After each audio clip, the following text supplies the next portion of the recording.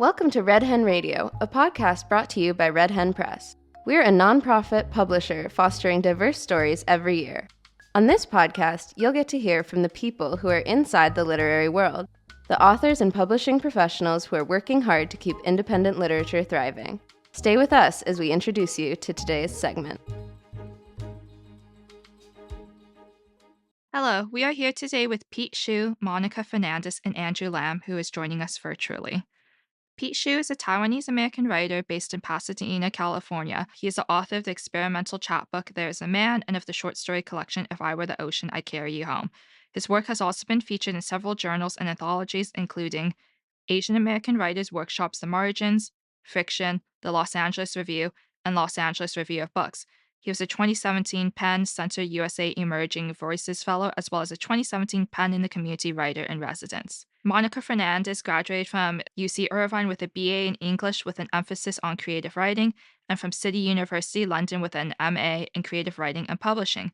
She has had several short fiction and creative nonfiction pieces published in journals such as the Chaffee Review, Scribendi, and Pure Slush Magazine's Envy anthology. She is a Filipino American and a huge film and theater enthusiast. At Red Hen, Monica manages the media and publicity for all their books. She arranges their participation in literary events across the country, promotes book news, reviews, and press publicity, connects authors with media opportunities, and liaises with foreign rights and film rights agents for prospective sale of language and film rights. Her dream is to help Red Hen Press become a worldwide household name. Also, a few book-to-screen adaptations would be pretty cool as well. Andrew Lam fled Vietnam with his family during the fall of Saigon in April 1975 when he was 11 years old. He attended UC Berkeley studying biochemistry but abandoned plans for medical school after graduation. He entered the creative writing program at San Francisco State University instead. While still in school, he began writing for Pacific News Service and in 1993 won the Outstanding Young Journalist Award from the Society of Professional Journalists. He has written for many newspapers and magazines since, including National Geographic Traveler, Los Angeles Times Magazine, and The Nation. A regular commentator on NPR's All Things Considered for over 7 years, Lam is the author of 3 books and has won the PEN Open Book Award, the Josephine Miles Literary Award, and many others. He served as a journalism fellow at Stanford from 2001 to 2002, and then in 2004, a PBS documentary about his life called My Journey Home, in which a film crew followed him back to Vietnam, was aired nationwide. His latest book is a short story collection from Red Hen Press called Stories from the Edge of the Sea. And I am Audrey Fong, a scholar of Asian American literature. I'm currently a PhD student in English at USC and the co-founder of the journal Soapberry Review, which is dedicated to amplification and the critical analysis of Asian American literature. We're here today to celebrate AAPI Heritage Month, a time to recognize and celebrate the achievements and contributions of the AAPI community. Do you have any fun plans to celebrate, or what makes this month special to you? Yeah, I love AAPI Heritage Month. It's such a great opportunity to really highlight and showcase all of the incredible authors that Red Hen Press has. Every year we get some more incredible, amazing Asian American authors that we keep adding to our repertoire. And then before we know it, we have so many authors to feature in this month alone. And so it's so exciting and fun to always do that. A couple years ago, I made a point to, like, really try to pay attention to it. So I did my Instagram for the month. I just, like, picked a Asian American book that I liked, and I just, took a picture of it and put it up on there. It was actually a lot more work than I thought it was gonna be. So I probably won't I'm sure I won't ever do that again, but that was my one big effort at personally celebrating Asian American Heritage Month as a literary citizen. Well, it's a bit of a sweet moment for me because my book just came out last month, and I'm actually on a book tour, and it coincides with this date that's coming up in 2 days, April 30th. It will mark 50th anniversary of the end of the Vietnam War, 50 years of me being in America, and essentially 50 years of Vietnamese American history, 50 years of memories and sadness and triumph and all the things that I write about in my book. It's a complex emotion. And as someone who's been around the block, I have been invited to many schools during Asian Pacific Islander months. And even if I'm not paying attention to it, it pays attention to me. And so I got many gigs from it. My last book is also with Red Hen, Birds of Paradise Lost. And that book tour took 2.5 years on and off. And now I'm old and I'm just facing this potential quote unquote success where I'm like eating burgers at different airports trying to sell my book. Awesome. Thank you for sharing that. I feel like I as well never do anything super specific for AAPI Heritage Month. Rather, I kind of see people posting about it, and I love scrolling through those things like 50 Asian Americans who have made a difference in this country, or like 50 Asian American books you should read. And I love scrolling those to see what I should be picking up as well. I'm currently working with author Viet Ton Nguyen at my PhD program, and during office hours, he challenged me to think about what Asian American literature is. How do we define it? Who is included in it? And I was just wondering what your thoughts on these questions were. I think about this question every once in a while. It kind of floats in my consciousness all the time, though, because I think a lot of times the East Asian subset of Asian American literature becomes like the norm in a lot of people's imaginations. And that's like patently incorrect. I try to make a point always of not identifying other Asians as like South Asian, Middle Eastern, or Pacific Islander, like just using Asian first to make sure that the larger scale diaspora is recognized, and then sometimes even specifically using the term East Asian, because I don't think we use that in America as much. Whereas I think in Europe, Asian as a general term means something else to the general imagination. So that's one of the consciousness things that I had to learn as a younger person, and I feel like we still haven't really gotten as much traction as we could. I do feel like when I go in the bookstore, a lot of the Asian American literature, at least fiction wise, the names seem to be like East Asian names. So I think that's sort of thought of as the standard. But I might be wrong statistically. That's just my observations. Yeah, okay. Being the old man on the block again. I actually took Asian American Studies at the original Asian American Study department of UC Berkeley. That definition kept expanding. When I got into Berkeley, the one story that was sort of championing identity was the murder of Vincent Chin. The Asian American Studies back then, mostly Chinese American Studies, Filipino American Study, Korean American Study, and Japanese American Study. Southeast Asian were not included, even though Vietnamese were coming into the country by the hundreds of thousands, Cambodians, Laotian, Hmong, you name it. And Berkeley was facing this whole identity crisis within the Asian American department because before that mass migration from Asia, native born were the majority, and their definition what Asian America was very limited to that sense of we're as American as everybody else, don't discriminate against us, we don't have an accent. And then, of course, suddenly we start having an accent and we have incense burning and we have all this connection back to Asia, all the things that freak America out in the first place. And then immigration became so powerful that it changes what makes Asian America. My family, we started doing all this cultural practice. And next thing you know, we're making you eat pho and replacing ketchup with sriracha.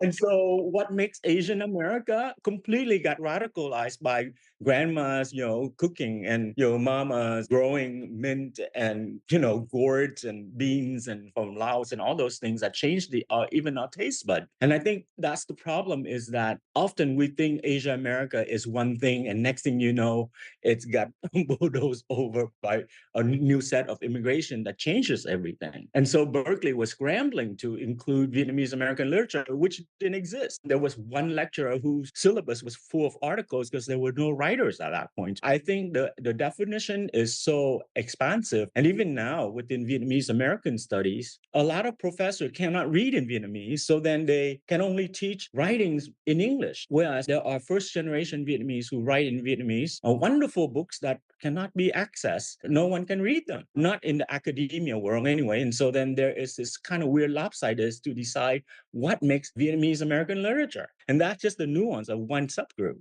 No, I agree with both of you, definitely. And I love how you've expanded on the fact that Asian American literature is not one thing. It's not supposed to be pigeonholed. And I absolutely agree with that. I think that Asian American literature is just literature, so happens to be written by Asian Americans. It shouldn't really have any kind of defining characteristic in terms of where it's set or what it contains or what it's about, because every Asian American is also just a human. As an Asian American, if you read another Asian American's book, you can relate to some of the things that are happening. You might be able to kind of understand kind of the nuances of family dynamics or other things that might be happening in the story in ways that others can't really relate to. But I think that's really the only difference, is that Asian Americans can really identify with Asian American literature in a way that others can't.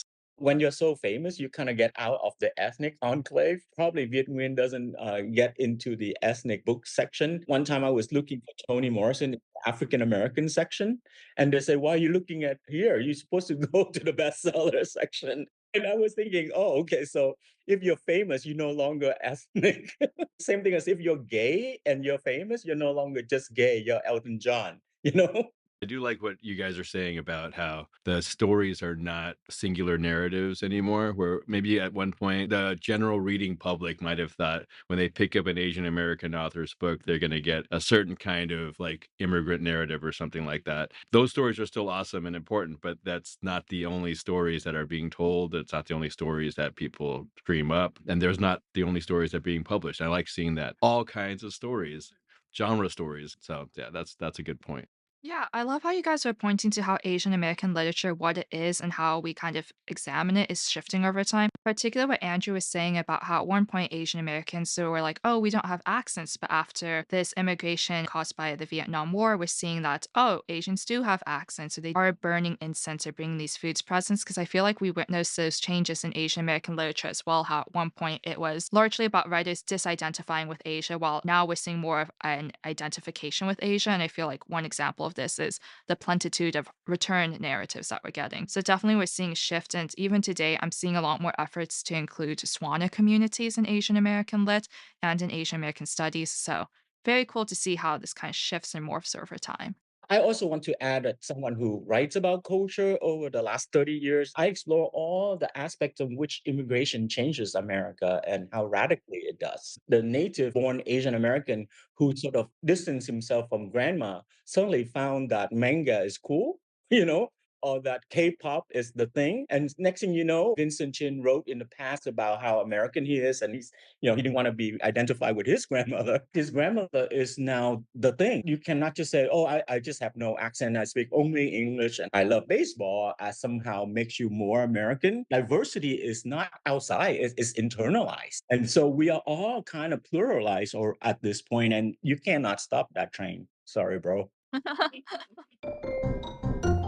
So, I'm willing to bet that a lot of our listeners are writers, and given that this episode is in celebration of AAPI Heritage Month, that some of them are Asian or Asian American. I feel like many Asian American writers deal with similar questions. Are publishers still interested in our work if we're not writing about Asian characters? And then, if we are writing about Asians or Asian Americans, how do we ensure that our stories don't become exotified in the process? What advice do you have for Asian and Asian American writers when it comes to these specific challenges? Yeah, as someone who works at a publisher, I can absolutely say that we are, of course, interested in anybody's narratives. We value immensely different perspectives and BIPOC literature. So we are absolutely always looking for Asian and Asian American work. It doesn't quite matter just as long as you write a good story. If what you have to say is incredible and deserves an audience, it doesn't matter if you're writing about specifically China or specifically Vietnam or the immigrant experience on either side. It really is just kind of like, are you writing something that we can fall in love with? And that's all that we really care about.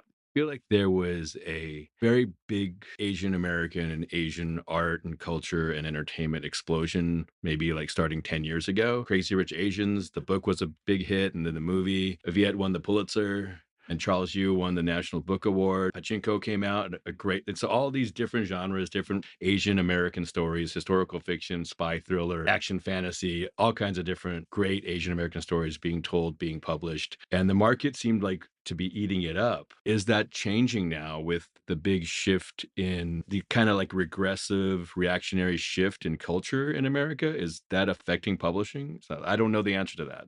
And maybe we won't know for a little while, but So I'll bring in the elderly statesman perspective. I started writing back in the late 80s, early 90s, and then I hit big once or twice with articles, long essay in the LA Times, and then I got Hollywood calling, and they wanted me to write scripts. But back then, the literary agents and the expectation of Hollywood was that you're either like the nerd or the gangster. My story was about this kid who basically robbed a electronic goods store, and then they were shot up and one of them survived, and they were not neither gangster nor the nerd kids. They were just outsiders because they didn't get into school, refugee kids who didn't see a future, so they wanted to go back to Vietnam and fight the Viet Cong, because they were watching a lot of kung fu movies, and they went into the fantasy world, which didn't fit the narrative of Hollywood, and they wanted me to rewrite it such that they were gangsters, and I refused, and that was the end of my romance with Hollywood. And the same thing with the literary agent, because she was saying that Oprah was looking for memoirs, but what Oprah was looking for was memoir of people who write about how horrible their history is in Asia, and coming to America, uplifted them into the greatness of American life. She was selling manuscripts basically about, my grandmother had bound feet and was badly treated, but now here I am in greater America, an individual with freedom. So there were a lot of kind of stereotypes that you have to fulfill to get your manuscripts sold, and that expectation of the late 80s and 90s because of a kind of readership that lived on stereotypes. And so when you write out of that stereotype, nobody wants it. When I wrote about how my life was privileged in Vietnam, and for my parents, it was all downhill in America, even though we made it to the middle class, we lived with this loss. And that didn't fit the American dream narrative very well for immigrants. But then fast forward to the 10 years ago that you talked about, then suddenly that expectation kind of lifted because of the influence of globalization was so powerful, and the diversity of voices were welcome. And so then we just celebrate individual point of views rather than living off stereotype in order to sell. I think in terms of cultural resistance, we should even be more diversified and in your face kind of narrative, because then that actually will be a kind of resistance that is powerful for the long run. Yeah, I absolutely agree. I think that what's happening right now is definitely an in your face kind of reactionary fighting back of culture because there are attempts to repress us. And I think it's interesting that you kind of notice, Pete. I did notice the acceleration 10 years ago. And then now that I'm thinking about it, I am noticing that it's kind of shrinked back a little. But I think that might be just kind of like a result of societal ebbs and flows. And I think that when certain groups of people are being attacked, that's when those narratives are kind of even more promoted. So, for example, our LGBTQ community is being attacked relentlessly these days. And so I think a lot of the society is now kind of pushing back and highlighting trans work and non binary work and stuff like that. And so that doesn't necessarily mean that the Asian American community in our literature are any less important, but it just means that I think we are trying to kind of support who needs the most support. And I think that that might have happened during the pandemic when Chinese Americans were getting blamed for COVID. Our community kind of really rised up and resisted that, and we protected our fellow Asian Americans. I think that the ebb and flow of all of that, again, is just kind of like a reaction to what's going on in society these days. Yeah, I'm definitely interested in seeing how this ebb and flow goes. There's a scholar named Solgi Lee that termed that shift that Pete was noticing 10 years ago as the Asian American Renaissance, citing performers like Japanese Breakfast, Mitski, Conan Gray, Olivia Rodrigo, and we're having this huge Asian American pop culture. You have some like Japanese Breakfast who very much centers her Korean identity, but then you also have artists like Olivia Rodrigo and Conan Gray who might comment on them being Asian, but it's not a huge part of their branding. So we're having this huge saturation moment, and I'm kind of wondering, is this something that can be sustained? Is there going to be an audience for this in the future? Experientially, this summer I was supposed to teach immigrant literature at San Jose State through an NEH program with Maxine Hong Kinson and Khaled Hosseini. But the NEH program, the grant to San Jose State, everything was already sent. And then there was a Doge letter to say, we're taking this money back and we're auditing you. So then it got canceled. And what I'm saying is that this kind of programming are under threat. Money does have an effect on that diversity. I think it's a period where we have to be extra resourceful just to retain a public arena. It's setting the stage for artists to then really, not out of a sense of a performance, but out of necessity to create art in a revolutionary kind of way because it's happening and because it's for our own survival, like what Andrew's talking about right now. Like there's these things, we have to do things differently. We have to do things more energetically and more inclusively because we're in an environment where if we don't, we may cease to exist. We're already being stamped out. Did you know Red Hen accepts unsolicited submissions year round? No literary agent required. Make your writing dreams come true and share your stories with us. If you have a manuscript you'd like to submit for publication, visit redhen.org for more information. You can also find the link in our show notes. We'd love to read your work. Andrew, congratulations on your new short story collection. Can you tell the listeners about your book? I technically finished it before COVID ended, but I added that last story that was actually not fiction, but a eulogy for my mother who passed away 2 years ago. And I couldn't finish the book somehow because of that, because I think instinctively I was just waiting for her to pass. And the book is 14 stories of Vietnamese American lives in the Bay Area mostly, and explore love and loss and lust and all the things that make us, with the Vietnam War still echoing in the background. It's called Stories from the Edge of the Sea because not consciously, but subconsciously, the ocean somehow play a part in each of the story. They really kind of united through this narrative of both history and trauma, but each of the character explore their own heart and the labyrinth of their heart differently. It took me over 10 years to finish it, but there it is. I attended your panel 50 Years of Storytelling, the Evolution of Vietnamese American Voices in Literature at Viet Book Fest, and I loved your response on what it's like to write about family. I'm pretty sure the whole audience did. They were laughing along with you. Would you mind sharing your experience for listeners who weren't there? Yeah, the question is always about, it's because my first two books, Perfume Dreams and East East West, were autobiographical, even though it's kind of exploring Vietnamese history in America and immigration and Asian American lives in America. I do explore that dynamic between the first generation and second, parents and children of immigrants. There's a gap when you do write about family dynamics. A lot of people are uncomfortable with it. Like, how do you manage to write that? And are people in your family unhappy? And I basically say, well, Norman Mailer did say that if there's a writer born in a family, that family is screwed.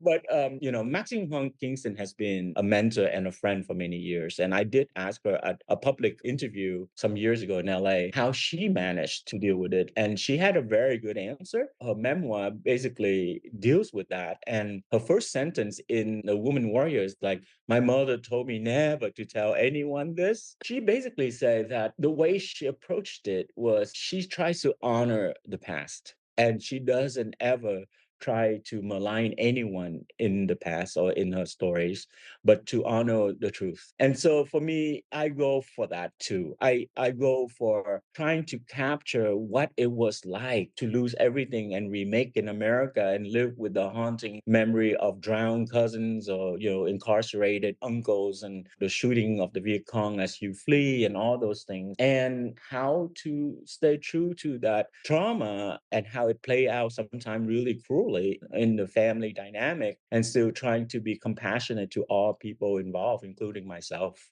I know you just mentioned earlier that your collection takes place mostly in the Bay Area. There are stories that touch on Thailand, Vietnam, and the USA. What was the thought process behind setting your stories globally? And what does this say about the Vietnamese and Vietnamese American experience? Yeah, I think because the Bay Area is the world. I lived in the Bay Area for 50 years on and off, but practically everyone I know come from somewhere else or have family somewhere else or they have multiple alliances. Everyone that live in such a cosmopolitan place, either because they themselves have come from elsewhere or that the world has entered and changed them. I remember flying into San Francisco one day and this lady who's like in her 90s, an older white lady, as we were hovering over Silicon Valley, and she said, when I was a child, all this is orchards. But now, it changed so much that my grandchildren speak Chinese and I travel the world to visit them. And when I come home, I can go to Vietnamese or Chinese down the street. And so I say, well, sometimes even if you don't cross the border crosses you. I love that answer. And I just wanted to thank you for calling in, Andrew. I know that you're very busy, so it's very cool of you to chat with us today. I'm doing a bunch of different things because of the April 30th date. It's one of those things when like you're put away for some years and then the date comes, they pull you back out for the parade. But thank you very much for including me. Well, that 50-year anniversary is quite the milestone, so I can see why they're pulling you out. So, Pete, I've heard that short story collections don't sell as well as novels. Despite that, I love short story collections. I kind of like sampler platters of an author's work, and I'm assuming you do too, given that you write them. What draws you to this form? What do they accomplish or do that other forms can't? Ooh, that's a good question. I've always loved short stories since I was a kid. I was and still am a relatively slow reader. So for me to read like a 400-page novel takes forever. And even like a 20-page short story is going to take me like, an hour or something.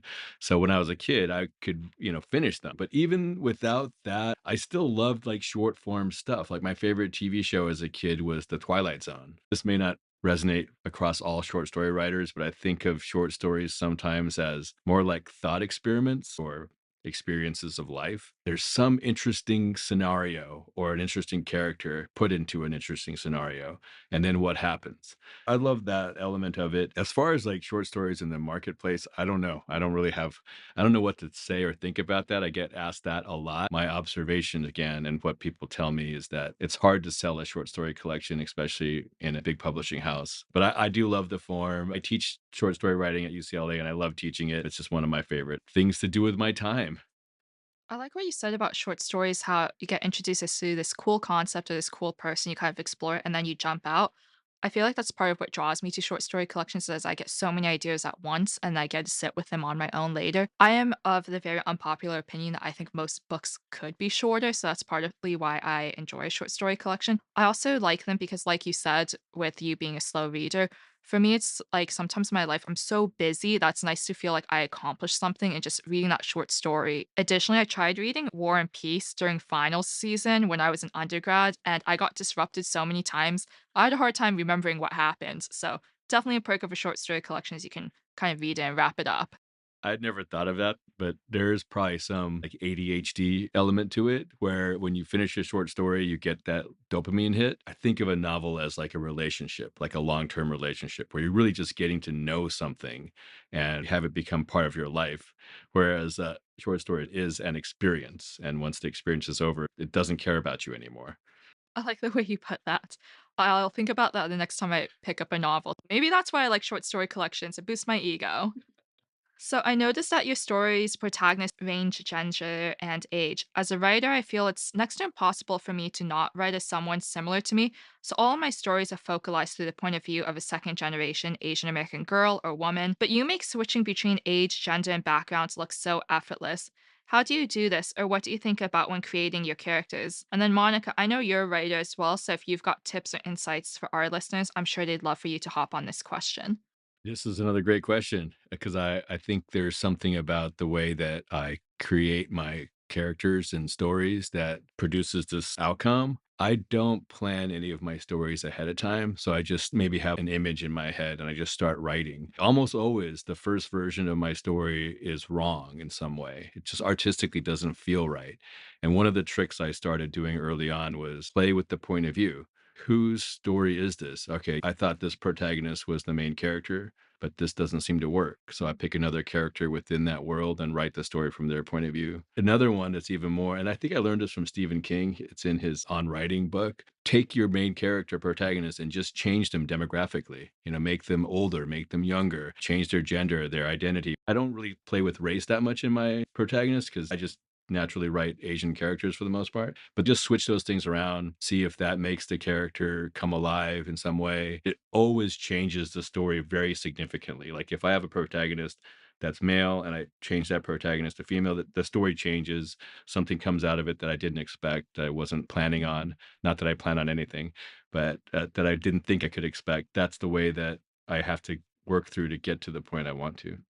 I love that, and I love the exercise that you said. That's definitely something that I think I'm gonna try out. A lot of the things that I've written in the past, characters that I've come up with, their kind of background hasn't really played much of a part in who they are. But I'm working on something where the protagonist is Filipino American. She was born and raised in the US. It's very similar to my own experience, where I was born and raised here in Los Angeles. And it wasn't until later in life that I kind of really made an effort to get to know my parents' past and my own culture and my own heritage. Obviously, that's something that I grew up with all the food and family parties and all of that stuff. But it wasn't until the last 5 years that I consciously kind of have been seeking out other things that my parents have identified with, or asking my parents questions about their past and what it was like growing up for them, because they lived through the martial law in Manila, and then I think they kind of just like escaped around that time. And so there's so much interesting things that happened in my parents' lives that I never bothered to learn about until recently. So when it comes to kind of writing what I'm working on now, that's definitely playing a part in how she's looking at the world, how she is approaching the events that are happening within her story and everything. I also don't really switch between genders. My protagonist is usually always female. I think a lot of the men that I write tend to be like the stereotypical like man written by a woman type thing, where they're just a hero and the best kind of person. But obviously, I know that men are flawed, just like everyone is. So it's been kind of fun playing around with how flawed they can be. I love creating characters. It's my favorite part about writing.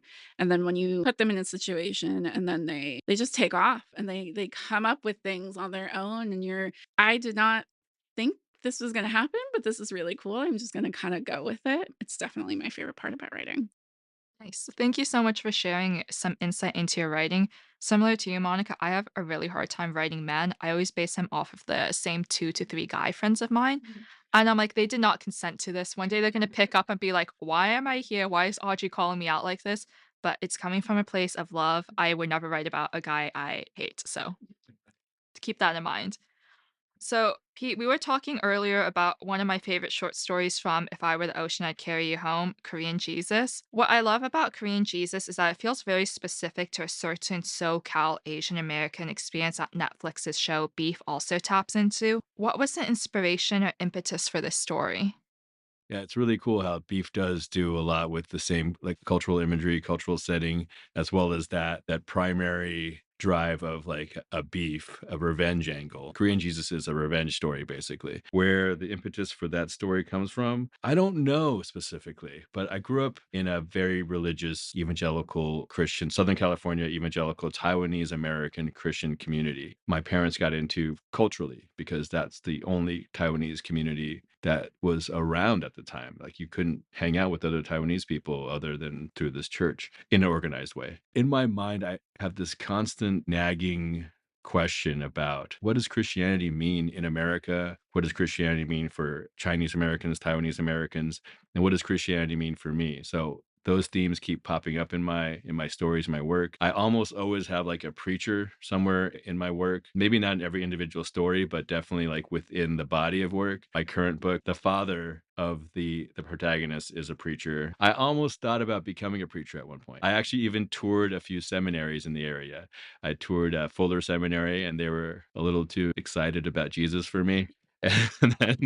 And then I toured Claremont Seminary, which is like a super liberal. I think my actual supernatural beliefs are atheistic, but culturally and like religiously, I'm a Christian. Claremont was open to having an atheist be a student in their seminary, which was really cool. On the other hand, though, they had very little excitement and energy. So it didn't work out. So I decided to try writing instead. What an interesting career change. I never knew that about you, but thank you for sharing. I feel like similarly, especially with the death of Pope Francis, even though I'm no longer religious, I was raised Catholic and I still identify with a lot of those cultural parts. When I was in Rome, I was like, look, all these cool buildings the Catholics built. But I've been thinking with the death of Pope Francis, it's like, what does Catholicism mean to me now? With your answer, I feel like this is definitely something I'm going to be thinking about. Yeah, I think like there's something about being raised in a religion, even if you completely don't believe it in it anymore, it becomes like the foundational mythology of your world. So these are like the myths that we grew up with, just like I guess I imagine the ancient Greeks grew up with myths of Zeus and Hercules and stuff. I grew up with myths of the Apostle Paul and Jesus and the disciples. Growing up Catholic, I very much grew up in a similar vein of thought as like Viet Thanh Nguyen has noticed many times that his Catholic education was one of social justice, and that's what he took away from the Bible. And for me, that was very similar to a church I was raised in. So when I see people using the Bible to oppress other groups, I'm like, oh, yo, this is so different from what I grew up with. It's hard for me to wrap my mind around. It's so twisted. I grew up in the 80s and 90s in the evangelical church of that time, which was extremely conservative at that time. But even back then, we were like trying to embrace the gay community. We were trying to, service people suffering from AIDS. It was a distinctly different mindset. Yeah. Thank you for sharing that. So, one thing that interested me about your author bio is that you specifically refer to yourself as a Taiwanese American writer. I feel like within the world of Asian America, specifically East Asian America, Taiwanese Americans are often overshadowed by other groups like Chinese, Korean, and Vietnamese Americans. I'm convinced that many Americans don't understand Taiwan's unique positionality or that it even exists. For example, when my mom first moved to the US from Taiwan in the late 1960s, her first teacher pointed to Thailand on a map and told the class that's where she's from. Pretty crazy. My mom didn't know enough English to tell the woman I'm not from Thailand, so she just kind of smiled and took it. To me, that symbolizes the lack of knowledge that the nation has on Taiwan. So I was wondering, why was it important to you to position yourself as a Taiwanese American writer first and foremost in your bio? I never thought about why I put that first in my bio. That story with your mom, that was interesting because I think that still happens. Like every once in a while, someone will ask me if I'm from Thailand. I'm not offended or anything, but it is just kind of like that's how marginalized the Taiwanese identity is in the general American consciousness, which kind of makes some sense. Taiwan's a tiny, tiny country that a lot of people don't even consider to be a country. So I can see why it's not really on people's minds or the history is not really well understood. But as far as me, and why I put that in my bio, it's just a cultural thing. I grew up Taiwanese. When I grew up, it was always very clearly there was like, you're a Christian person and you're a Taiwanese person. Don't let people tell you you're Chinese. I never thought anything of it. I just thought, yeah, Taiwan's a different country. It never like came across my mind that there was some street fight brewing around the corner. But just randomly, every once in a while, I'd run into someone who is Chinese and would be really offended that I identified as Taiwanese. That was kind of an eye opening thing like, oh, this is not just fun and games for you. This is not just your family. This is like a global thing that people are very, very invested in that has financial, military, political, and emotional weight for a lot of people. So over time, I've realized, yeah, this is an important thing. It's an important differentiation. This is how I grew up. I was born in Taiwan. This is the country I was born in. And I wanted to make sure that I honored that.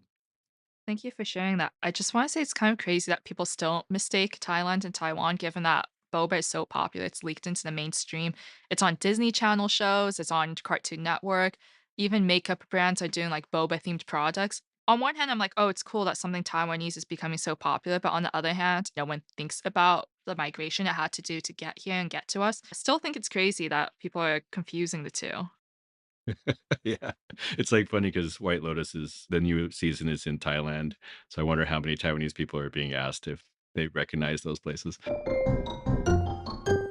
Red Hen Press founder Kate Gale said during one of my classes with her at Chapman University that the time and attention indie presses can give their authors is one reason why some authors choose to go the indie route.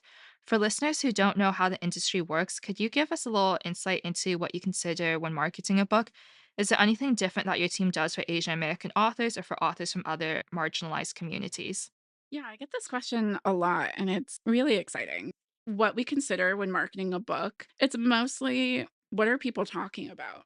That's the first thing that I think about is how am I going to fit this book into the existing conversation? In my job in media and marketing, it's really kind of about making sure that our books get into the forefront of people's minds. And that can only happen if it's relevant to something that they're already thinking about. Things that we do differently for Asian American or other marginalized authors, it's mostly amplifying everything in any way possible. It's not necessarily anything different, though it's nuanced per community. For our Filipino authors, EP Tuazon, and we have a new one, Marivi Soliven. There's an international Filipino literary festival that happens every 2 years. And so I kind of get in touch with them when it's the right time and kind of of make sure that our Filipino books are noticed. And during AAPI month, we do huge social media campaigns to highlight all of our Asian American authors from all diasporas, as Pete had mentioned earlier. Same thing for Black History Month, for Jewish American History Month, Pride Month. We have such a great opportunity to be able to amplify and celebrate so many different marginalized communities in so many different ways. Like I said earlier, I'm sure that many people who are listening to this podcast right now are writers hoping to get published in any ways.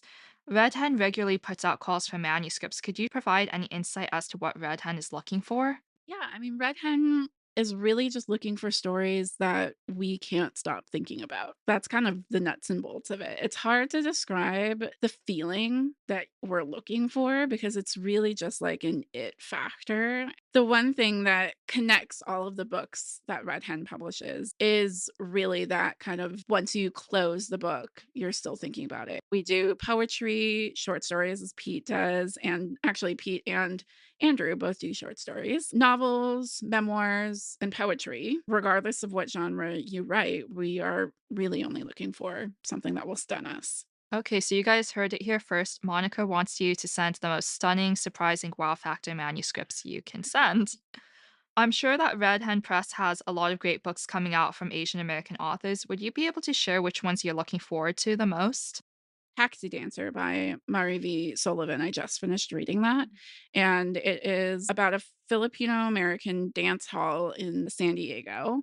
And a murder happens at the beginning of the book. And you kind of follow this character as he embarks on this kind of love affair with a white woman, which at the time was illegal. And that only applied in certain states. And that was applicable in California. And so that plays a heavy part in the plot of the book. It was such a fantastic read. I could not put it down. You fall in love with the characters, and I identified a lot with what was going on with the Filipino American community and their interactions with each other. So I'm super, super excited. It's not coming out for a while, but keep an eye out for it. One book that is coming out this fall is called Timber and Lua by Lily Huang and Vini Cao, which is a trilingual collection of short stories. So it is English, Vietnamese, and Vietlish. So I'm super excited about that because that is a collection that we've never done before. And it'll be super interesting to kind of see how the audience reacts to that. That comes out this fall. So definitely keep an eye out for that. Thank you to everyone for tuning in today. And thank you for Monica, Pete, and Andrew for making time in their days to chat with us. Thank you for listening to Red Hen Radio, the podcast where independent literature takes flight. We hope you enjoyed today's episode. Join us once a month for an in-depth look into publishing as we share interviews, resources, and advice for readers and writers. Keep up to date by subscribing to the Red Hen Radio podcast on your favorite listening platform. Join us on Substack for a detailed feature of our episodes, plus additional resources. Follow us on social media at Red Hen Press to stay updated on our newest episodes, latest books, industry news, and literary events. This program is brought to you by Red Hen Press, Inc., a nonprofit publisher of diverse stories. Interviews are unscripted and are edited for clarity. The views of guests do not necessarily reflect the views of Red Hen Press or its staff. Special thank you to our supporters who have generously contributed to the making of this podcast. We couldn't do this without you. Thank you as well to our Red Hen podcasting team, Samantha Diaz on media and marketing, Piper Gorley on sound editing, and Kate Gale and Toby Harper-Petrie on the mic. Tremendous thank yous to our special guests for their generosity of time and wisdom. For more information, find us at redhenpress.com. In the meantime, keep reading, keep writing, and keep dreaming. Talk to you soon.